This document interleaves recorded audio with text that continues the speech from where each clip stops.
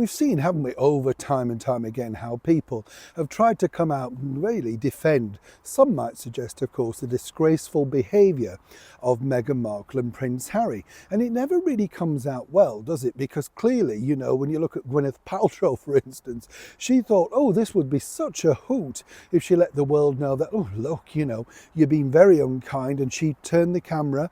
I don't know why people say we don't speak. Guess what? They're now not speaking. Right, Gwyneth?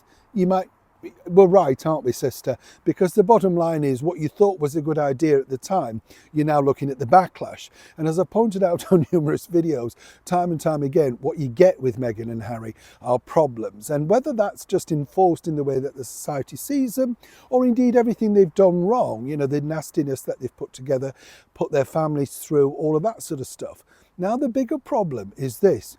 People who've come out to defend them are now finding, well, it's probably not worth it. As ever, let me explain. Welcome back, everybody. Thank you so much, as ever, for joining me today in a very chilly London. Yes, I hope you're keeping well, whatever you're doing. I know you might say, well, where's your coat? Thing is, I'm quite a warm person, right? I know, of course I am. No, but do you know what I mean? I don't get that cold. It's just, your ears. I mean, it's your ears go cold, isn't it? And of course, eventually your hands. But now I'm kind of warm. I'm one of these people where you walk into a store and suddenly you're thinking, oh no, they've got the heating on, you know? And you come out dressed for winter and then you're just too warm, aren't you? You're dripping. Like as ever, though, to your royal story of the day. This should warm you up, chums. Nice to see you. Do we have a wave? I can't remember. Yeah, no, well, maybe it's cold setting in. This is the thing, isn't it? Now, here's the story that I just find incredible because, as I say, when you have celebrities who come out and try and defend you, it never, ever, ever works out well.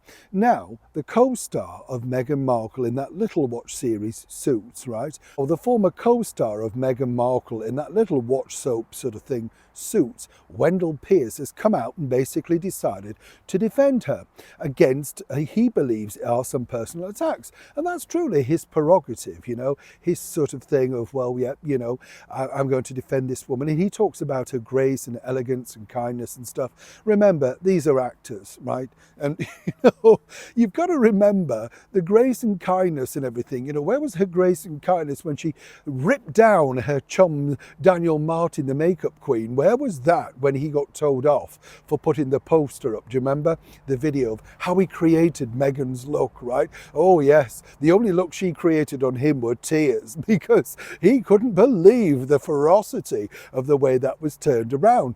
It's a little bit like Patrick J. Adams. I've mentioned this before, but remember, he put those pictures up of the outtakes behind the scenes of Meghan, you know, when she was nothing, you know, way down the cast list. He owns the pictures, but the ferocity of which she attacked him, incredible. Not only did he have to publicly apologise, but remove the pictures and, you know, never to be put up again. This is not a woman who's got an ounce of kindness against former co-stars.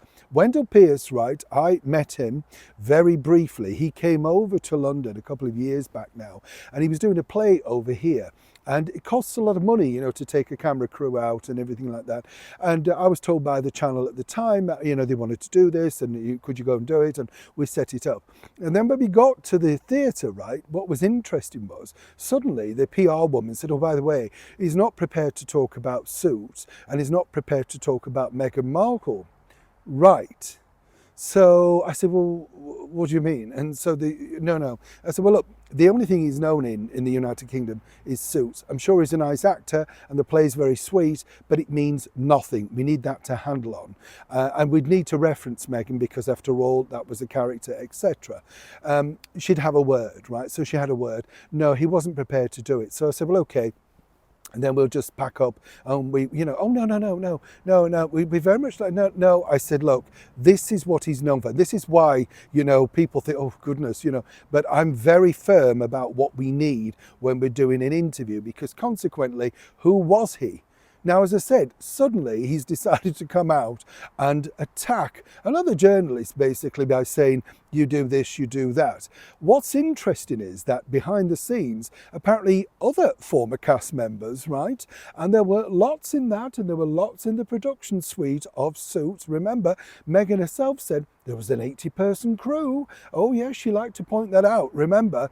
Well, they're not that willing to come out and defend Markle. If you remember, many were very keen to point out that she wasn't in the WhatsApp group, and no, they had no intention of getting her in, and she didn't want to go on the Suits podcast, which would have helped her friend Patrick J. Adams and the other actress, would have drawn some attention to that. But no, Meghan really only wanted to talk about herself on things like Bloomberg Originals and the Emma Gertie thing and stuff like that. You know what I'm saying? So this guy will suddenly find out that he will be put in the bin like the rest of them unless he can be very useful. Of course, this particular actor, and some might say, well, it plays very well into the background that Meghan apparently is now going to lean back into. I love that phrase, don't you? Lean back into it, because of course she's now going to be tapping back into the 43% Nigerian, and what better way than to embrace somebody of that particular background. Either way, one might say that Wendell's not on a winner with this particular new idea supporting a former co-star. Neil Sean in the very heart of London.